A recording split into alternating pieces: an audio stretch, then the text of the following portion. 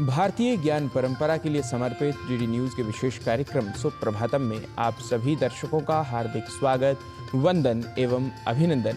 कार्यक्रम में मैं हूं आपके साथ गवीश द्विवेदी।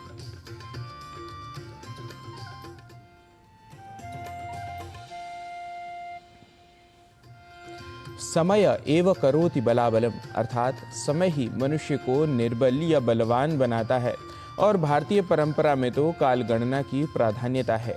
खगोल विद्या व ज्योतिषीय समीकरणों के आधार पर भारत के साथ साथ विश्व के विभिन्न देश भारतीय काल गणना का लोहा मानते हैं और अपने कार्यारंभ के लिए शुभाशुभ मुहूर्त एवं नक्षत्र आदि का विचार करते हैं।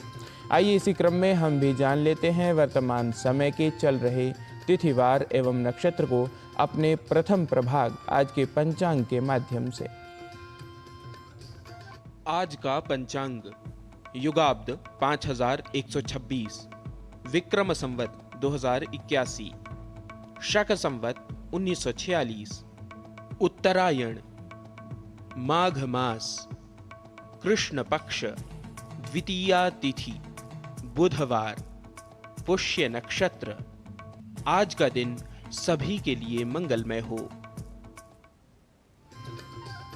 स्नान की शारीरिक आवश्यकता के साथ साथ आध्यात्मिक आवश्यकता भी है, आध्यात्मिक महात्म्य भी है। वस्तुतः स्नान यह पद ही अपने आप में अध्यात्म से जुड़ा हुआ है। भारतीय संस्कृति में तीर्थों पर स्नान के कई गुना लाभ बताए गए हैं, पर कुछ विशेष अवसरों पर, जैसे अभी महाकुंभ के अवसर पर किन नक्षत्र विशेषों में स्नान का लाभ होता है, आइए जान लेते हैं इस श्लोक के माध्यम से। तुला मकर मेषेषु प्रातस्नायी सदा भवेत्, हविष्यं ब्रह्मचर्यं च महापातकनाशनम्।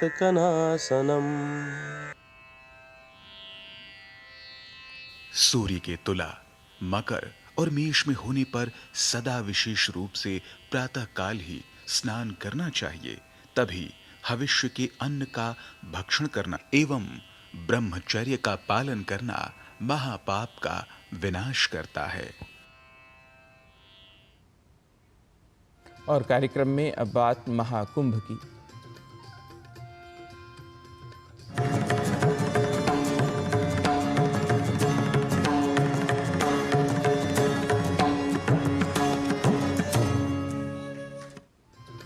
कुंभ महापर्व भारत की सांस्कृतिक और धार्मिक विरासत का एक अनमोल खजाना है। यह विश्व का सबसे बड़ा धार्मिक समागम है। कुंभ एक ऐसा महापर्व है जो भारत की आस्था, संस्कृति और विविधता को दर्शाता है। महाकुंभ के दौरान अखाड़ों का विशेष महत्व होता है। कुंभ में इन अखाड़ों की प्राचीन काल से ही स्नान पर्व की परंपरा चली आ रही है। आइए जानते हैं महाकुंभ अखाड़ों के इतिहास पर बनी हमारी यह विशेष रिपोर्ट।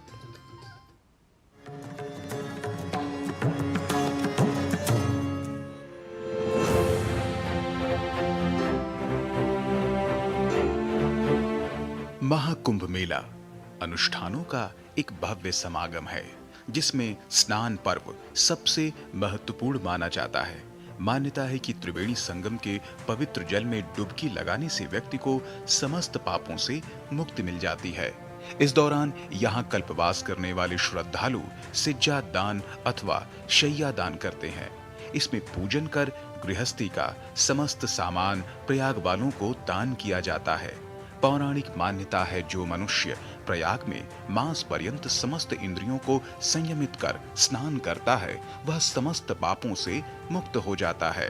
गंगा यमुना संगम में स्नान करना और वहीं पर रहना और निरंतर जप और पूजन करना, यह अपने दिनचर्या का वे अंग बना लेते हैं। महाकुंभ का जो अवसर है वो समस्त जनों के लिए कल्याणकारी है और वहां पर जो भी श्रद्धालु उपस्थित होता है, श्रद्धा के साथ, भावना के साथ, जो भी उसके पास शक्ति सामर्थ्य है, पूजन करता है, स्नान करता है, दान करता है, वहां पर लिखा जाता है कि कल्प कृतम पापम विनश्यति, कल्प कृत पाप को वह नष्ट कर देता है। यानी उसके जन्म जन्मांतर के पाप विनष्ट होते हैं। महाकुंभ के दौरान अखाड़ों का विशेष महत्व होता है। महाकुंभ में देश विदेश से आने वाले श्रद्धालुओं के लिए सबसे बड़ा आकर्षण देश के 13 प्रमुख अखाड़ों के साधु संत होते हैं। इसमें 13 अखाड़ों के संत वैभव के साथ स्नान करते हैं। वे अमृत स्नान नामक भव्य अनुष्ठान में भाग लेते हैं। यह परंपरा इस विश्वास से उपजी है कि ऐसा करने से लोगों को पवित्र जल में उनसे पहले आए संतों के पुण्य कर्मों और गहन ज्ञान का अतिरिक्त आशीर्वाद प्राप्त होता है। तीर्थराज प्रयाग की महिमा गाना किसी की वाणी की सामर्थ्य नहीं है, और उसमें भी असंख्य साधु संत जो चलते फिरते तीर्थराज हैं, जिन्हें जग जंगम तीर्थ राजू, जैसे चलते फिरते तीर्थराज जो स्वयं कृपा करके, कोई हिमालय की कंदराओं में है, कोई गुफाओं में है, कोई जंगलों में रहते हैं, इस पावन अवसर पर सब एकत्रित हो जाते हैं। और ये अखाड़ों की परंपरा, शाही स्नान की परंपरा जगत गुरु आद्य शंकराचार्य महाराज की देन है। कुंभ में इन अखाड़ों की प्राचीन काल से ही स्नान पर्व की परंपरा चली आ रही है, जिनकी वजह से महाकुंभ की भव्यता होती है। देश के 13 प्रमुख अखाड़ों में एक आनंद अखाड़ा भी है। शंकरानंद सरस्वती के अनुसार श्री पंचायती आनंद अखाड़े का इतिहास सबसे ज्यादा पौराणिक है। अखाड़े के इष्ट देव सूर्य नारायण भगवान हैं। अखाड़ा दशनामी संन्यास परंपरा का पूरा पालन करता है। अखाड़ों में संन्यास देने की प्रक्रिया होती है जो बहुत कठिन मानी जाती है। इन अखाड़ों में ब्रह्मचारी बनाकर आश्रम में 3 से 4 वर्ष रखा जाता है और उसमें खरा उतरने पर ही कुंभ अथवा महाकुंभ में संन्यास की दीक्षा दी जाती है। यह अखाड़े कुंभ अथवा महाकुंभ आदि पर्वों पर निरंजनी अखाड़े के साथ अपना नगर प्रवेश निकालता है और अमृत स्नान में शामिल होता है।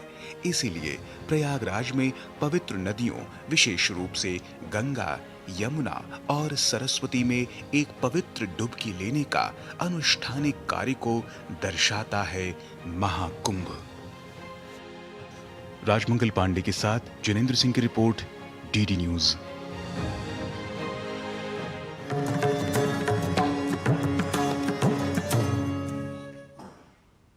शास्त्रों में बताया गया है, सहस्रे कार्तिके स्नानम माघे स्नान शतानि च वैशाखे नर्मदा स्नानम कुंभ स्नानेन तत्फलम।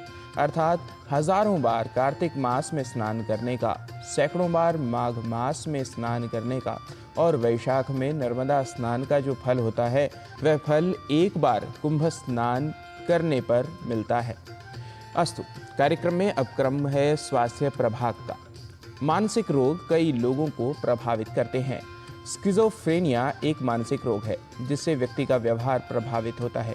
आइए समझते हैं कि क्या है इसके लक्षण और क्यों आवश्यक है स्किज़ोफ्रेनिया का सही उपचार करवाना।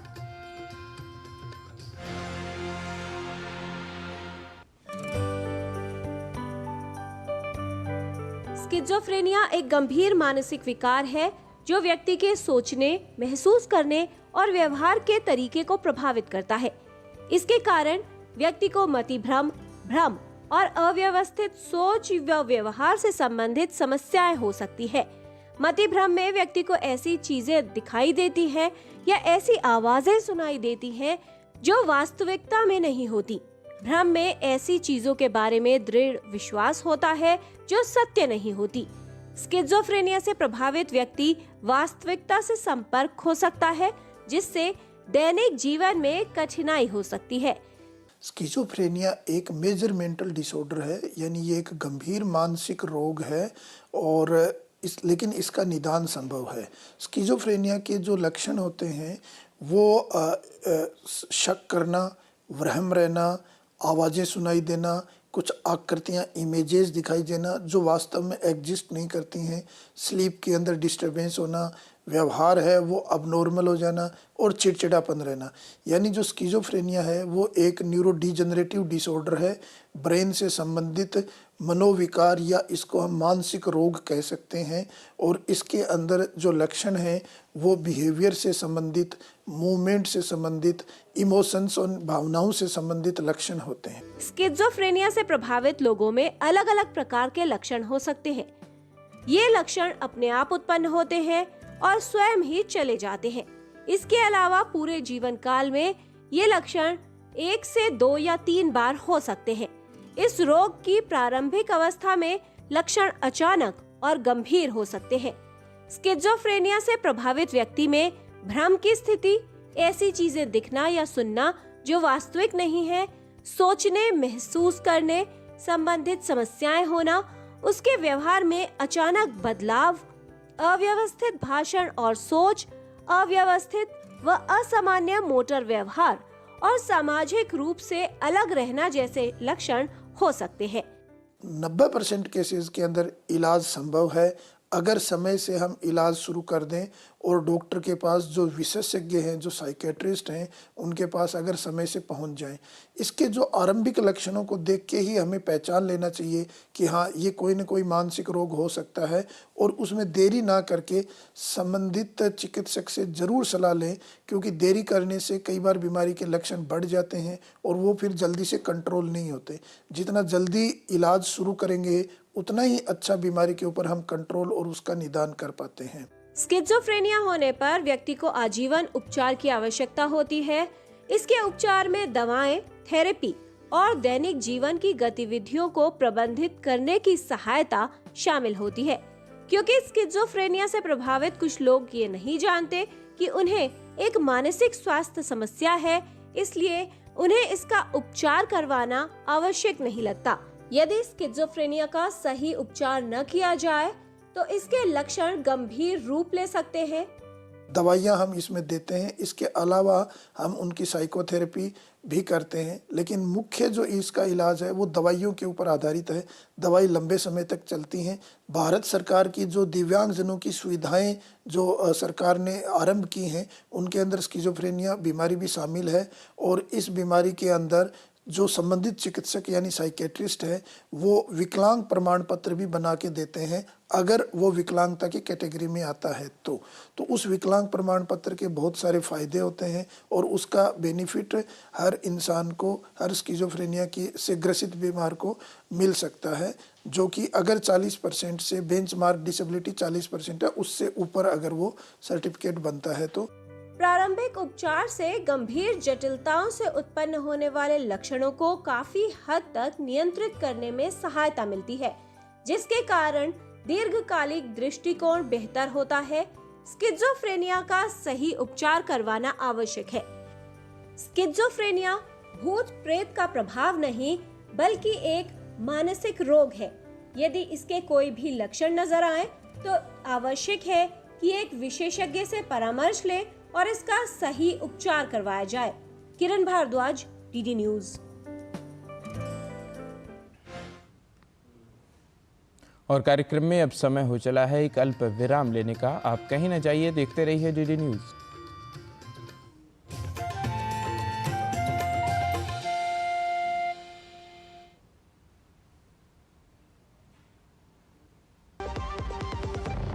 एक ऐसा तबका जो रिटायरमेंट के बारे में आज भी बिल्कुल नहीं सोचता, वो है औरतें। औरतें कमा के भी वल्नरेबल हैं। सो एनपीएस एक इक्वालिटी ला रहा है। हम सब एक बराबर प्लेटफॉर्म पे हैं। अपने बेहतर कल को सुनिश्चित करने के लिए एनपीएस जरूरी है।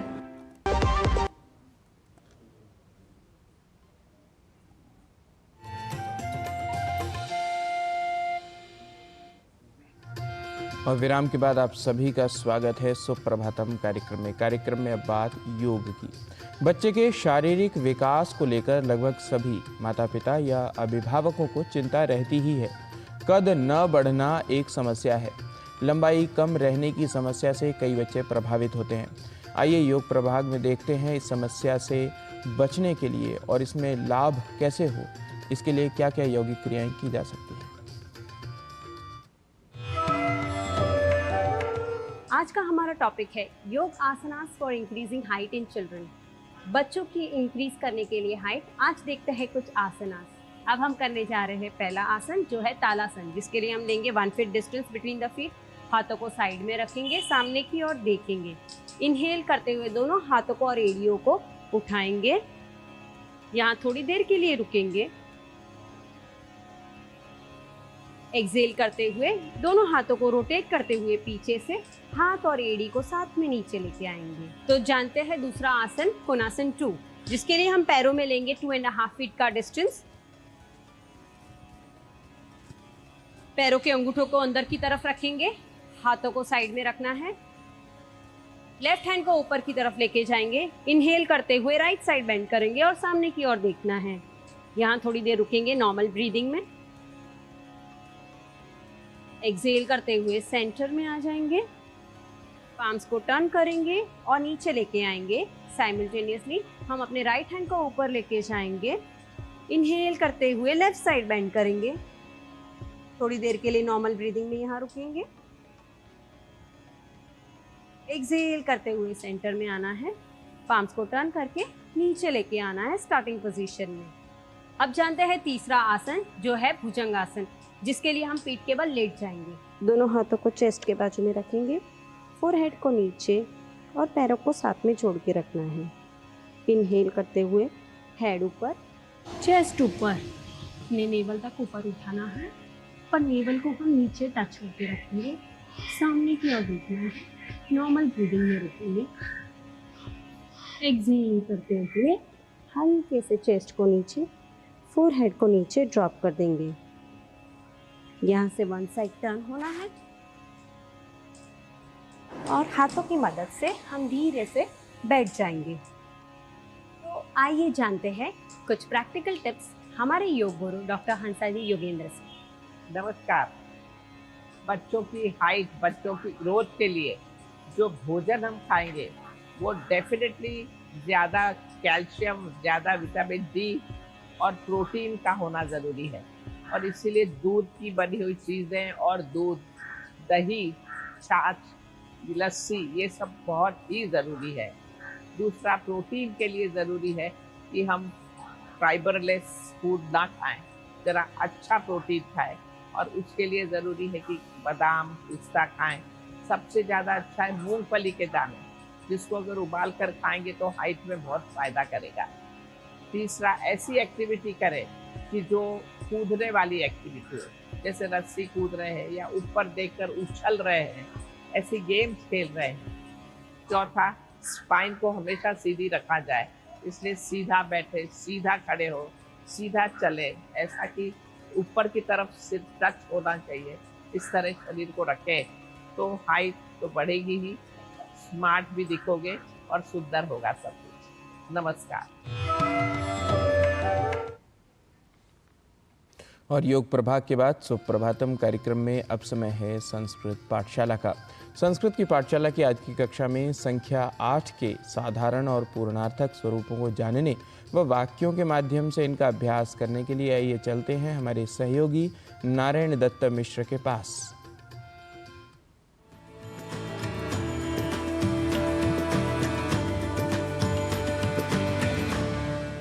स्वागतमस्ति सर्वेषां संस्कृतपाठशालायां। स नमस्कारः, अहं नारायण दत्तमिश्रः एषः। तो आइए आज आरंभ करते हैं संस्कृत की पाठशाला का, जहां हम इन दिनों संख्याओं के स्वरूप का कर रहे हैं विशेष अभ्यास। तो आज संख्याओं के साधारण और पूर्णार्थक स्वरूपों को जानने की श्रृंखला में संख्या 8 के संस्कृत प्रयोगों को हम अच्छे तरीके से जान लेते हैं। देखिए, संख्या 8 के लिए संस्कृत में हम साधारण रूप से कहते हैं अष्टौ या अष्ट। और यहाँ ध्यान दीजिए कि 8 शब्द के पुल्लिंग, स्त्रीलिंग और नपुंसकलिंग स्वरूपों में कोई परिवर्तन नहीं होता, अर्थात सभी लिंगों में 8 के लिए संस्कृत शब्द होगा अष्टौ या फिर अष्ट। तो संख्या 8 से जुड़े इस विशेष तथ्य को जान लेने के बाद आइए तीनों ही लिंगों में एक समान स्वरूप वाले अष्टौ या अष्ट इस शब्द का कुछ वाक्यों के साथ कर लेते हैं प्रयोग। सबसे पहले संख्या 8 का पुल्लिंग में वाक्य प्रयोग हम कुछ ऐसे कर सकते हैं। यदि अष्टौ अथवा अष्ट जनाः भवेयुः तर्हि कार्यं सरलम स्यात्, जिसका अर्थ है यदि 8 लोग हो जाएं तो काम आसान हो सकता है। अब संख्या 8 का संस्कृत प्रयोग स्त्रीलिंग में कुछ यूं कर सकते हैं।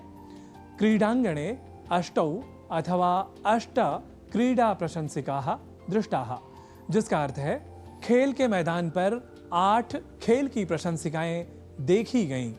संख्या 8 का संस्कृत वाक्य प्रयोग नपुंसकलिंग में हम कुछ यूं कर सकते हैं। स्कॉटलैंड देशस्य अष्टौ अथवा अष्ट नगराणि तु प्रसिद्धानि सन्ति, जिसका अर्थ है स्कॉटलैंड के 8 नगर तो प्रसिद्ध हैं। यहाँ हम आपको पुनः याद दिला रहे हैं कि संस्कृत में 3 या उससे अधिक की संख्या को हम बहुवचन कहा करते हैं। जैसा कि नाम से ही स्पष्ट है, बहु अर्थात बहुत, जहाँ 2 को हम बहुत नहीं कह सकते। यह और बात है कि संसार की अधिकतर भाषाओं में एक वचन के बाद यानी सिंगुलर के बाद प्लूरल ही मान लिया जाता है, जहाँ 2 इस संख्या को भी बहुवचन मान लेते हैं। ऐसे में आप संस्कृत के एक वचन, द्विवचन और बहुवचन की परिपाटी की वैज्ञानिकता को अधिक स्पष्टता के साथ समझ सकते हैं। खैर, इस बारे में हम आप सभी को विस्तार से बाद में भी बताएंगे। तो संस्कृत में बहुवचन के सिद्धांत को जान लेने के बाद अब आप समझ ही गए होंगे कि बालकाः, बालिकाः, स्थानानि जैसे शब्दों के साथ 3 या उससे अधिक संख्याओं का प्रयोग कर लिया जाए तो व्यक्ति संख्यात्मक भ्रम की स्थिति से निकल सकता है। अर्थात अष्टौ अथवा अष्ट बालकाः, अष्टौ अथवा अष्ट बालिकाः, अष्टौ अथवा अष्ट स्थानानि, इन जैसे प्रयोगों में अष्टौ या अष्ट इस संख्या का प्रयोग किया जाना अत्यावश्यक है, यह सिद्ध हुआ। अब हम बढ़ते हैं आगे। यदि संख्या 8 की पूर्णार्थकता बतानी हो तो हम पुल्लिंग, स्त्रीलिंग और नपुंसकलिंग के भेदों के साथ कुछ यूं कहेंगे। जैसे 8 की पूर्णार्थकता को हम हिंदी में कहा करते हैं 8वां या 8वीं, जिसे संस्कृत में कहेंगे पुल्लिंग में अष्टमः, स्त्रीलिंग में अष्टमी और नपुंसकलिंग में अष्टमम। यहां ध्यान रखना है कि अष्टमी के स्थान पर गलती से अष्टमा जैसे शब्द का प्रयोग हमें नहीं करना है। तो आइए 8 इस संख्या के पूर्णार्थक स्वरूपों को पुल्लिंग, स्त्रीलिंग और नपुंसकलिंग के क्रम से वाक्यों द्वारा कर लेते हैं अब अभ्यास। भारत के 8वें राष्ट्रपति रामस्वामी वेंकटरामन थे। इसे संस्कृत में कहेंगे भारतस्य अष्टमः राष्ट्रपतिः रामस्वामी वेंकटरामन इत्यसौ आसीत्। भारत के संविधान की 8वीं अनुसूची पढ़नी चाहिए। इसे संस्कृत में कहेंगे भारतीय संविधानस्य अष्टमी अनुसूची पठनीया। जनसंख्या की दृष्टि से बांग्लादेश का स्थान 8वां है। इसका संस्कृत स्वरूप कुछ यूं होगा, जनसंख्यायाः दृष्ट्या बांग्लादेशस्य स्थानम अष्टमम अस्ति। तो आज आप सभी संख्या 8 के साधारण और पूर्णार्थक शब्दों के संस्कृत स्वरूप से हो चुके हैं परिचित। तो आप करते रहें संस्कृत का अभ्यास। हम पुनः लौटेंगे संख्याओं के इसी विशेष अभ्यास के साथ अगले अंक में। तावत् संस्कृतानुरागिभ्यः सकलेभ्यः मम नमः।